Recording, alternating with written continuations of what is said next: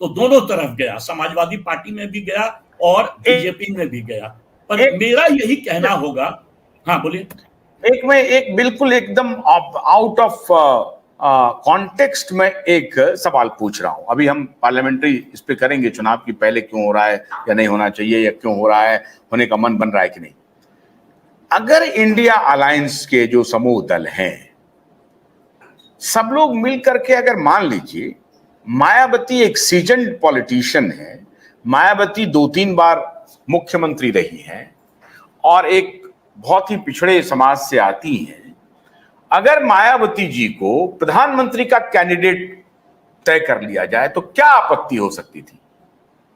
नहीं, आपत्ति नहीं, मैं तो कहूंगा कि दैट वुड बी मेरे अनुसार मास्टर स्ट्रोक। क्योंकि जब से बीजेपी प्रेसिडेंट द्रौपदी मुर्मू को बनाए ट्राइबल लीडर, तब से एक तरह से हो गया कि भाई BJP cares for Dalits and minorities. इसके पहले बीजेपी के तरफ से जो प्रेसिडेंट थे वो थे दलित। तो ये यदि कांग्रेस कर सके, मैं तो ये भी कहता हूं कि इसके पहले भी प्रेसिडेंशियल पोल में भी जब ये जो ऑपोजिशन लीडर्स थे मायावती के पास जाके प्रेसिडेंट के लिए भी यदि उनको अनुरोध करते, तो लगता ना कि भाई tribal versus Dalit and both women, तो बड़ा तगड़ा फाइट होता। तो यदि वो करे तो मेरे अनुसार आपने जो कहा ये मास्टर स्ट्रोक होगा। क्योंकि देखिए मायावती डिजर्व करती है। मैं तो उसको कहूंगा कि ये भारत का ओबामा मोमेंट होगा।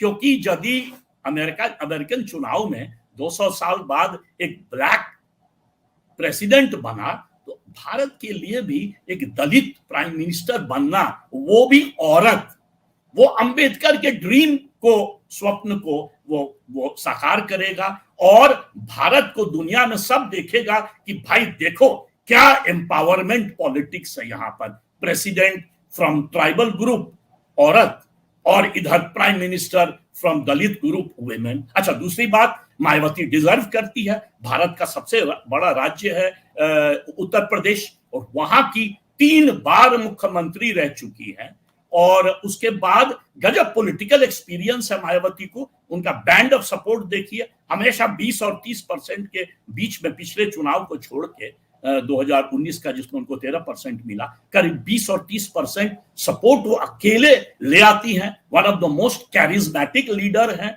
तो मैं तो सोचूंगा, मैं तो कहूंगा ये इंडिया के लिए मास्टर स्ट्रोक। आप ही की बात को मैं आगे बढ़ाता हूं। मैं हैरान हूं, इसलिए मैंने कहा कि अगर चुनाव पहले हो जाए बाद में हो जाए।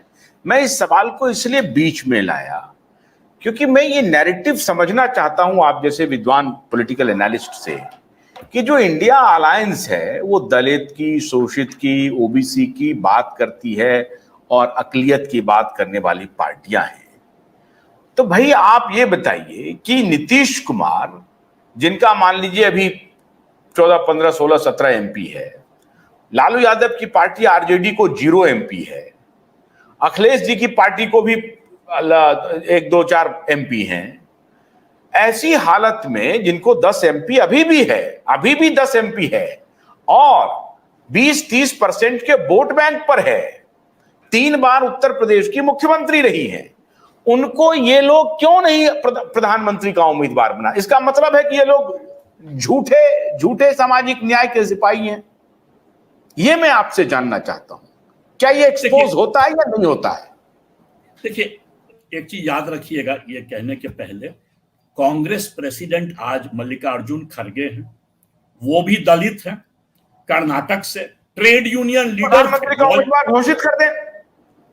हाँ बिल्कुल, पर उस पर तो फिर देखिए क्या होता है। जैसे ही इस पर क्या है कि इंडिया को बहुत समझ के ये करना पड़ेगा, क्योंकि जैसे इंपोज कर देंगे, घोषित कर देंगे, मान लीजिए कल बोले कि मल्लिकार्जुन खड़गे प्राइम मिनिस्टीरियल कैंडिडेट, तो होगा क्या कि जो बाकी लीडर्स है, जैसे मान लीजिए अरविंद केजरीवाल, उनका पार्टी कल घोषित कर दिया कि भाई हमारे प्रधानमंत्री कैंडिडेट तो अरविंद केजरीवाल, तो डिफरेंसेस सामने आ जाएगा। तो ये इंडिया के